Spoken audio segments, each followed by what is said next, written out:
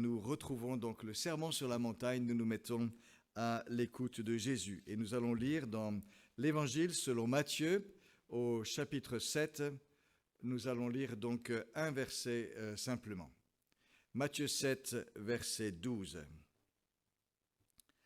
Tout ce que vous voulez que les hommes fassent pour vous, vous aussi, faites-le de même pour eux, car c'est la loi et les prophètes.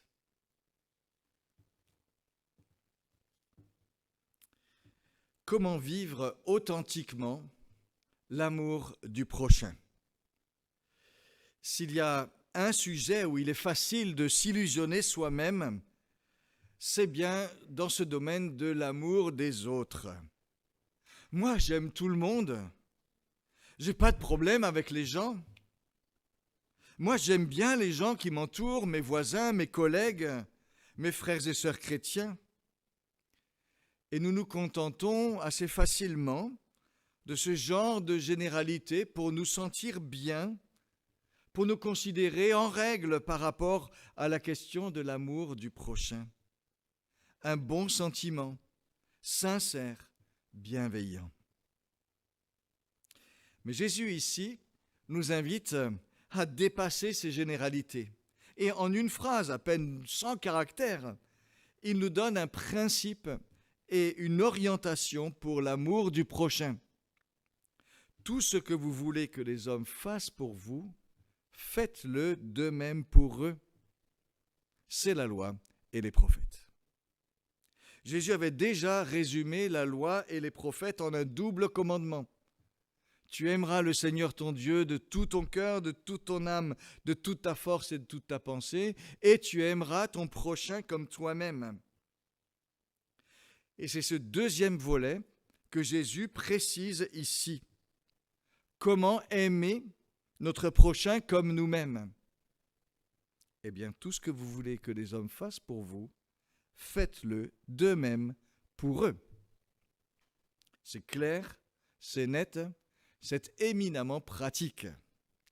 Mais attention, certaines phrases de Jésus ont un côté redoutable. Elles se saisissent de nous, elles ne nous lâchent plus. En tout cas, Jésus ici fait preuve de son art d'enseignant et de formateur. Il aurait pu se contenter du grand principe « tu aimeras ton prochain comme toi-même », mais il va plus loin. Et vraiment, il nous transmet une manière concrète de vivre ce grand principe. Et ça nous rappelle qu'avec Jésus, le concret a vraiment sa place. Il n'est jamais dénigré, jamais dévalorisé. Et Jésus trouve une manière plutôt féconde de nous engager dans ce concret. Cette formule permet d'accomplir la loi et les prophètes, nous dit Jésus. Mais elle exprime aussi l'esprit du sermon sur la montagne dans son ensemble, où Jésus a déjà parlé de l'amour du prochain. Jésus a déjà parlé de l'amour de l'ennemi, par exemple, de la prière pour ceux qui nous maltraitent, et du bien qu'il faut chercher pour ceux qui nous haïssent. Et dans l'évangile de Luc, la formule que nous considérons qui dit « tout ce que vous voulez que les hommes fassent pour vous, faites-le pour eux », elle est placée juste après cet enseignement sur l'amour de l'ennemi, sur la prière pour ceux qui nous maltraitent, sur le bien à faire à ceux qui nous haïssent. Matthieu, lui, l'a isolée comme une formule clé de l'enseignement de Jésus. Mais quelle que soit sa place, il est clair que cette formule nous oriente vers le concret et c'est ce qu'il nous faut recevoir. Alors cette parole donc porte la marque très originale et très personnelle de Jésus.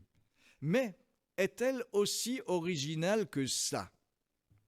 Jésus est-il si original que ça? Il faut être honnête, d'autres ont eu des formules assez semblables. Confucius, par exemple, au 5e siècle avant Jésus-Christ, enseignait « Ne faites pas aux autres ce que vous ne voudriez pas qu'ils vous fassent. » Les stoïciens enseignaient aussi cela. Et peu avant Jésus, un rabbin, le rabbin Hillel, avait eu des mots très proches. En fait, on l'avait soumis à un test assez impitoyable. Quelqu'un s'était planté devant le rabbin Hillel, debout sur une seule jambe. et il avait dit au rabbin, tu me résumes toute la loi de Dieu tant que je peux rester sur cette jambe sans poser le pied.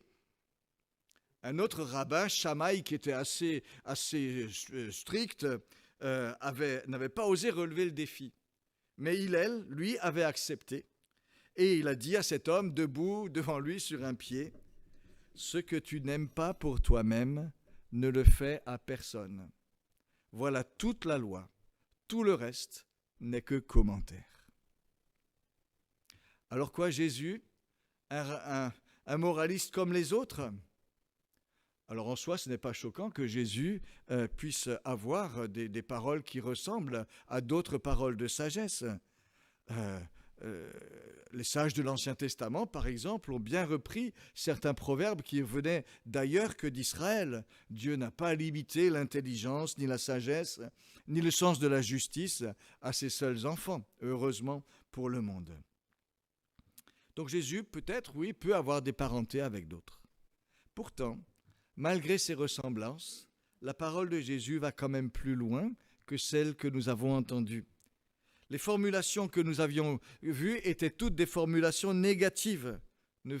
Ne fais pas aux autres ce que tu ne voudrais pas qu'on te fasse. Donc c'était simplement une limite en quelque sorte qui était mise, qui était donnée dans ces formulations. Pour Jésus, la formulation est positive. Jésus dit « Agis tout ce que vous voudriez qu'on vous fasse, faites-le ». Jésus invite à prendre l'initiative vers le prochain et il nous invite en quelque sorte à être inventif, proactif à l'égard de notre prochain.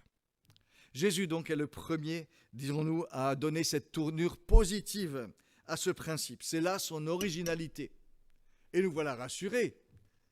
Jésus est le meilleur. Il va plus loin que tout le monde.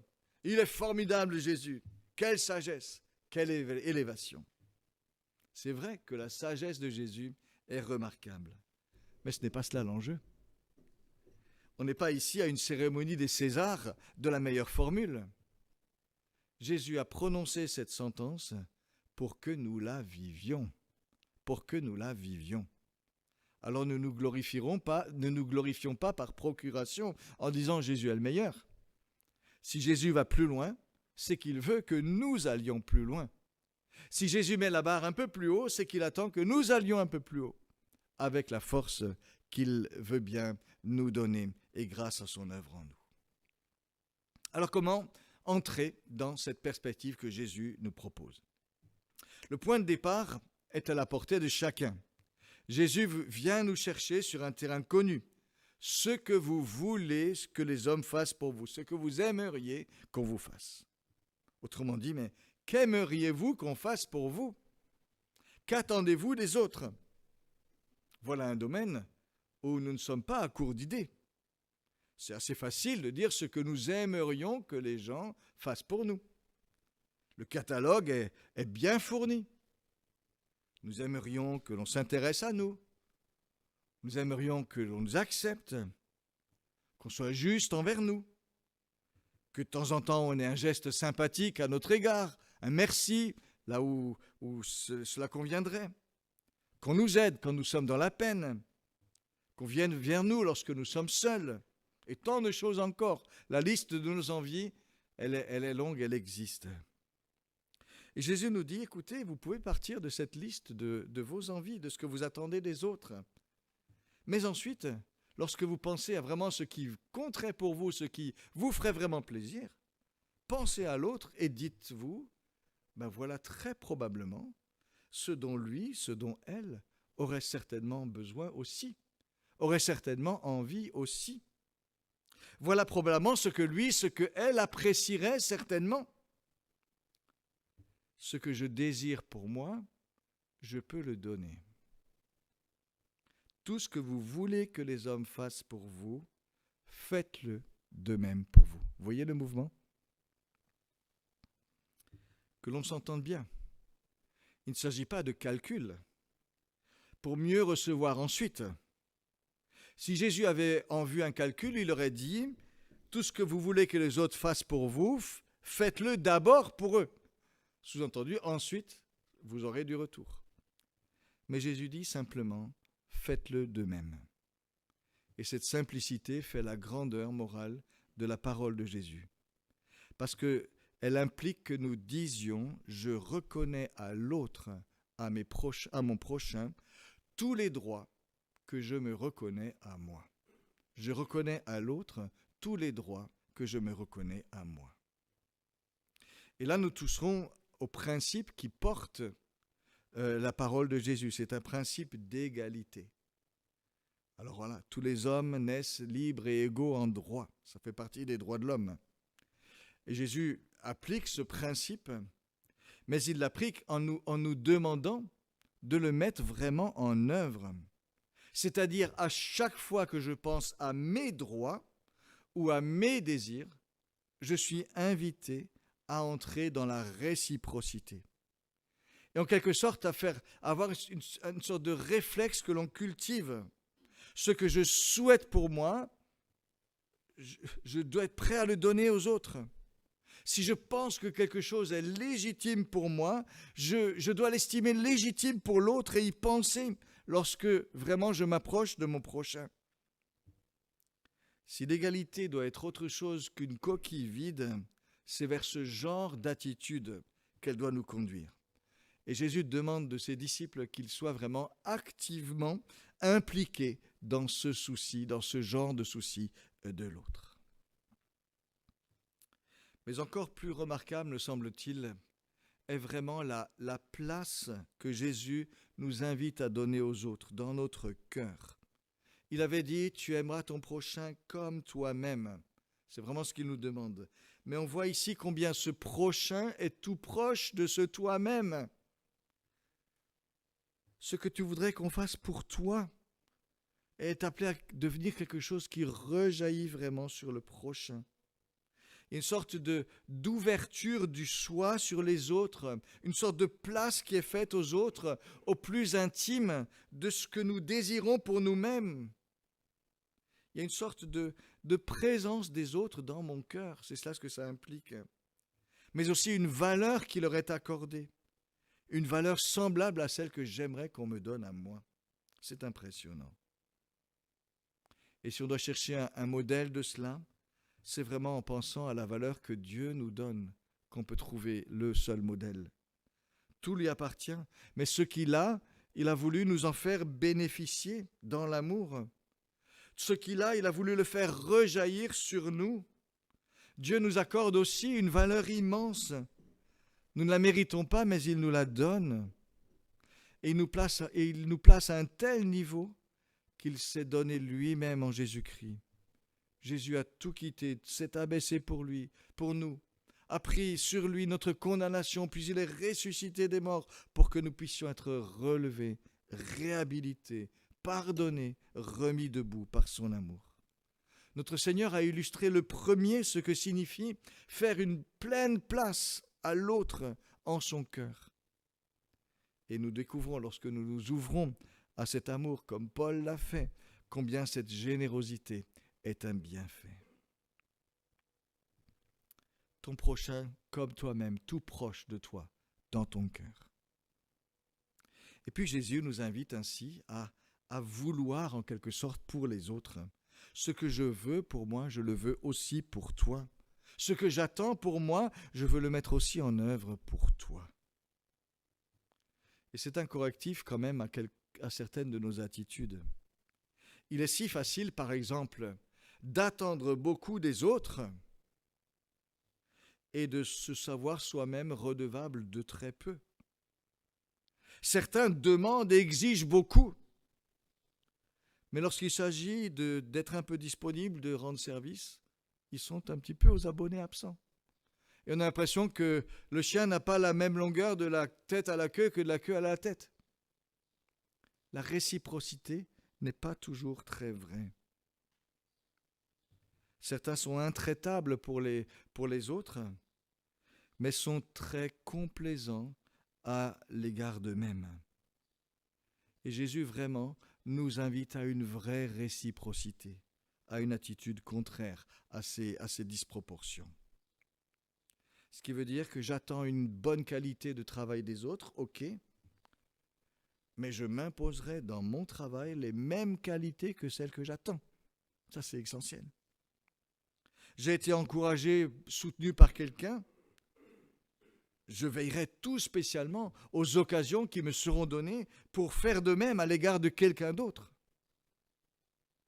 Plus encore, j'ai été blessé, déçu dans certaines relations. Je veillerai, en ayant éprouvé combien c'est difficile, à ne surtout jamais reproduire ce genre de choses. Et ceci de manière régulière. Et c'est une sorte d'immense recyclage auquel le Seigneur nous invite. Recycler tout ce que nous avons vécu, que ce soit nos envies positives, que ce soit les expériences difficiles, pour aller vers le bien des autres. Une vraie forme d'écologie que ce recyclage-là. Transformer mes attentes, mes blessures, en exigences pour moi-même et en bien que je veux pour les autres. Une vraie réciprocité. Mais il me semble que cette parole de Jésus qui nous invite à vraiment vouloir pour les autres ce que nous aimons pour nous, veut aussi nous préserver de nous habituer trop à certaines disparités entre nous et les autres. La règle d'équité et de réciprocité que Jésus nous donne doit avoir cet effet-là. Nous rendre mal à l'aise si nous possédons certains droits alors que d'autres en sont privés. Nous rendre un peu mal à l'aise devant certaines injustices que l'on tolère, parfois par conformisme ou par facilité. Pourquoi une femme gagnerait moins qu'un homme à travail et à compétences égales ? Comment accepter qu'une vie compte moins qu'une autre à cause de la couleur de la peau ou à cause de la religion ? La vie d'une personne noire compte. C'est le cri de protestation qui s'élève dans le monde entier en ce moment. Et si moi, un homme blanc de classe moyenne, je demande de la considération pour ma vie et pour mes droits, je dois être le premier à revendiquer cela pour les autres, à le leur reconnaître, à exiger que cela soit respecté, à ne pas faire de différence. Vous voyez, c'est ça un peu aussi l'effet de cette règle que Jésus nous donne. Tu apprécies pour toi, tu donnes aux autres. Et je me suis rendu compte en méditant ce texte que c'est vrai, c'est si facile de s'habituer à certaines disparités. On en entend tellement parler, on banalise un peu. Non, c'est pas juste. Non, ce n'est pas juste. Tu revendiques un droit pour toi, tu le voudras pour les autres. Nous ne devons pas nous habituer aux disparités, aux injustices. Jésus nous veut en éveil. Mais Jésus demande aussi notre action. Tout ce que vous voulez que les autres fassent, faites-le pour eux. Et ce sont donc des initiatives que nous sommes invités à développer à la suite de cette invitation de Jésus. Tu as déjà ressenti le besoin qu'on vienne vers toi, qu'on s'intéresse à toi. Eh bien, pense à d'autres qui ont ce même besoin. Saisis l'occasion pour aller vers l'un, vers l'autre. Tu sais, tu as senti toi-même que c'est important. Et probablement qu'en faisant cette démarche, tu te sentiras mieux qu'en cultivant inlassablement l'attente des initiatives des autres et en remâchant tes frustrations. Tu as ressenti le besoin qu'on t'encourage parfois, qu'on te donne de temps en temps une bonne tape sur l'épaule. Deviens autour de toi quelqu'un qui encourage, qui fait ça. Tu désires qu'on te comprenne, qu'on t'écoute. Tu as souffert d'être mal jugé, mal remercié. Deviens autour de toi quelqu'un qui s'emploie à écouter, qui manifeste la reconnaissance, qui cherche à comprendre plutôt qu'à juger à l'emporte-pièce. Voilà vraiment combien Jésus nous propose de recycler nos attentes, en faire autant d'initiatives pour une action meilleure. Ce que vous voulez qu'on vous fasse, faites-le, faites-le, nous dit Jésus. Alors la ligne est claire. son application demande malgré tout certaine prudence. En effet, Jésus n'applique pas cette règle n'importe comment. Il nous invite par elle à accomplir la loi et les prophètes. Et c'est avec cet arrière-plan qu'il donne ce principe de conduite. Et une première prudence est d'évaluer ce qui est légitime ou non de désirer pour soi ou pour les autres. On sait que nous pouvons avoir des désirs exagérés, insensés, égoïstes. Je peux souhaiter que tout le monde soit à mon service ou qu'on ne me contredise jamais. Et ce ne serait pas légitime de faire de cela une base de mon action vers les autres. Si par exemple je disais « je n'aime pas qu'on me contredise, donc je ne contredirai jamais les autres ». Je pense que ce ne serait pas légitime d'appliquer la formule de Jésus de cette façon-là. Parce que pour Jésus, la contradiction est parfois nécessaire. Jésus a repris ce qui faisait le mal. Il a dénoncé les hypocrisies. Et donc la règle de Jésus ne doit pas nous faire basculer dans le n'importe quoi. Il faut toujours évaluer ce qui est juste, ce qui est droit, que ce soit pour moi, que ce soit pour les autres. Une deuxième prudence consiste à respecter les différences de situation. Par exemple, un enseignant qui est exigeant avec ses élèves se devra d'être exigeant avec lui-même. Ça, c'est l'application du principe. Mais le principe de réciprocité ne va pas niveler la relation. L'enseignant reste enseignant, les élèves restent élèves. Une troisième prudence consiste à respecter la différence des personnes. Ce qui me semble souhaitable pour moi ne correspond pas forcément aux besoins des autres. Si par exemple mon plus grand souhait est qu'on m'offre un ordinateur de dernier cri, ça c'est vraiment ce que moi je désire. Je ne vais pas faire pour ma femme ce que j'aurais envie qu'on fasse pour moi si elle se désintéresse totalement de l'informatique. Je dois chercher ce qui lui ferait plaisir dans ses domaines. Ceux qui nous entourent sont différents de nous. Il nous faut adapter notre souci d'équité à ce qu'ils sont. Mais quand même, on l'aura bien compris, le message, Jésus nous invite à un souci imaginatif et concret du bien de l'autre. Comment aimerais-je être traité si j'étais dans sa situation? Il y a un décentrement remarquable auquel Jésus nous invite ici. Pas si facile que cela à vivre, mais quand même une piste qui doit nous permettre de faire le bien d'une bonne façon et qui permettrait certainement de régler tellement de situations où ne s'affrontent que des égos, moi et rien que moi. On bloque tellement avec ce genre d'attitude. Mais là, lorsque Jésus nous dit, écoute, tu penses à quelque chose qui compterait pour toi, essaye de l'appliquer vraiment aux autres. On se décentre et bien des choses peuvent avancer. Et nous nous rappelons combien lui-même, Jésus, nous a donné magnifiquement l'exemple d'une telle attitude.